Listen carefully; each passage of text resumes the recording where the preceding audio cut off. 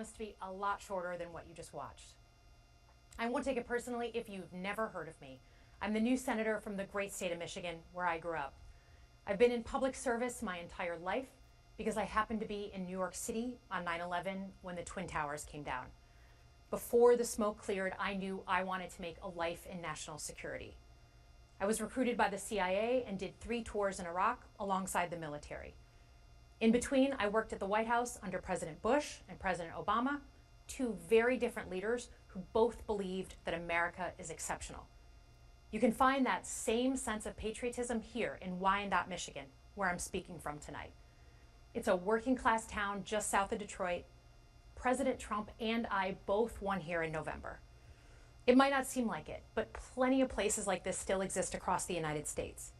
Places where people believe that if you work hard and play by the rules, you should do well and your kids should do better. It reminds me of how I grew up. My dad was a lifelong Republican, my mom a lifelong Democrat. But it was never a big deal because we had shared values that were bigger than any one party. We just went through another fraught election season. Americans made it clear that prices are too high and that the government needs to be more responsive to their needs. America wants change, but there's a responsible way to make change and a reckless way. And we can make that change without forgetting who we are as a country and as a democracy. So that's what I'm going to lay out tonight. Because whether you're from Wyandotte or Wichita, most Americans share 3 core beliefs: that the middle class is the engine of our country, that strong national security protects us from harm, and that our democracy, no matter how messy, is unparalleled and worth fighting for. Let's start with the economy.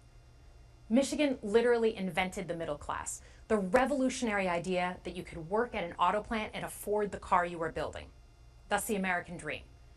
And in order to expand and protect the middle class, we have to do a few basic things. We need to bring down the price of things we spend the most money on: groceries, housing, healthcare.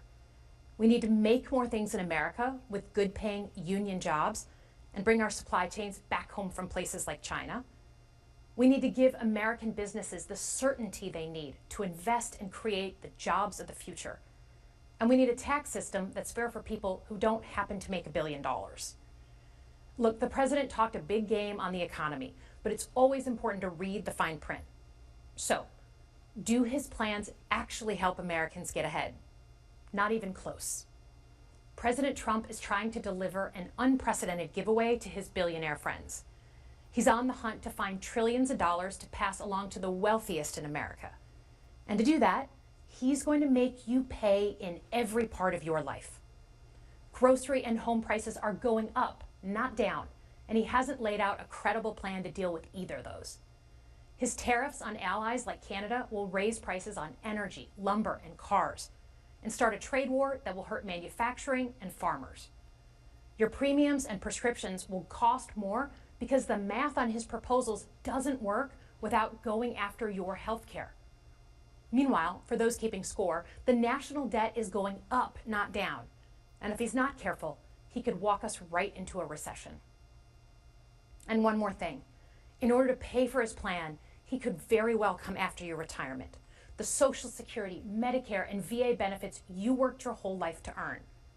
The president claims he won't, but Elon Musk just called Social Security the biggest Ponzi scheme of all time. While we're on the subject of Elon Musk, is there anyone in America who is comfortable with him and his gang of 20-year-olds using their own computer servers to poke through your tax returns, your health information, and your bank accounts? No oversight, no protections against cyber attack, no guardrails on what they do with your private data. We need a more efficient government. You want to cut waste? I'll help you do it. But change doesn't need to be chaotic or make us less safe. The mindless firing of people who work to protect our nuclear weapons, keep our planes from crashing, and conduct the research that finds the cure for cancer, only to rehire them 2 days later? No CEO in America could do that without being summarily fired. Okay, so we've talked about economic security. How about national security? Let's start with the border. As someone who spent my whole career protecting our homeland, every country deserves to know who and what is coming across its border. Period. Democrats and Republicans should all be for that. But securing the border without actually fixing our broken immigration system is dealing with the symptom and not the disease. America is a nation of immigrants. We need a functional system keyed to the needs of our economy that allows vetted people to come and work here legally. So I look forward to the president's plan on that. Because here's the thing, today's world is deeply interconnected. Migration, cyber threats, AI, environmental destruction, terrorism. One nation cannot face these issues alone. We need friends in all corners, and our safety depends on it. President Trump loves to say peace through strength. That's actually a line he stole from Ronald Reagan. But let me tell you, after the spectacle that just took place in the Oval Office last week, Reagan must be rolling in his grave. We all want an end to the war in Ukraine, but Reagan understood that true strength required America to combine our military and economic might with moral clarity. And that scene in the Oval Office wasn't just a bad episode of reality TV. It summed up Trump's whole approach to the world. He believes in cozying up to dictators like Vladimir Putin and kicking our friends like the Canadians in the teeth. He sees American leadership as merely a series of real estate transactions. As a Cold War kid, I'm thankful it was Reagan and not Trump in office in the 1980s. Trump would have lost us the Cold War. Donald Trump's actions suggest that in his heart, he doesn't believe we're an exceptional nation. He clearly doesn't think we should lead the world. Look, America is not perfect, but I stand with the majority of Americans who believe we are still exceptional, unparalleled. And I would rather have American leadership over Chinese or Russian leadership any day of the week. Because for generations, America has offered something better. Our security and our prosperity, yes, but our democracy, our very system of government, has been the aspiration of the world. And right now, it's at risk. It's at risk when the president decides you can pick and choose what rules you want to follow, when he ignores court orders and the Constitution itself, or when elected leaders stand by and just let it happen. But it's also at risk when the president pits Americans against each other, when he demonizes those who are different and tells certain people they shouldn't be included. Because America is not just a patch of land between two oceans. We are more than that. Generations have fought and died to secure the fundamental rights that define us.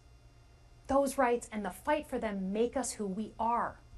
We're a nation of strivers, risk takers, innovators, and we are never satisfied. That is America's superpower. And look, I've lived and worked in many countries. I've seen democracies flicker out. I've seen what life is like when a government is rigged. You can't open a business without paying off a corrupt official. You can't criticize the guys in charge without getting a knock at the door in the middle of the night. So as much as we need to make our government more responsive to our lives today, don't for one moment fool yourself that democracy isn't precious and worth saving. But how do we actually do that? I know a lot of you have been asking that question. First, don't tune out. It's easy to be exhausted, but America needs you now more than ever. If previous generations had not fought for this democracy, where would we be today?